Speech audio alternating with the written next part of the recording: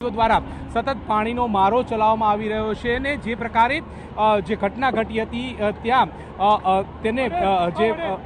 જોઈ રહ્યા છો કે જે પાણીનો મારો ચલાવી અને જે આગ જે છે તેને કંટ્રોલ કરવામાં આવી રહી છે। જો કે અમદાવાદ ગાંધીનગર સહિતની ફાયર વિભાગની ગાડીઓ જે છે તે ફાયરની જે ગાડીઓ જે આગ બુઝાવવાની કામગીરીની અંદર જોતરાઈ ચૂકી છે અને ગજરાજો જે છે તે અત્યારે હાલ અહીંયા તમે જોવા મળી રહ્યા છે। પ્લેનની અંદર 133 લોકો સવાર હતા અને તે તમામ લોકોનું મૃત્યુ થયું હોવાની આશંકા જે છે તે વ્યક્ત કરવામાં આવી રહી છે। આસપાસના જે બિલ્ડિંગની અંદર જે ટકરાયેલો ભાગ તમે જોઈ રહ્યા છો કે જે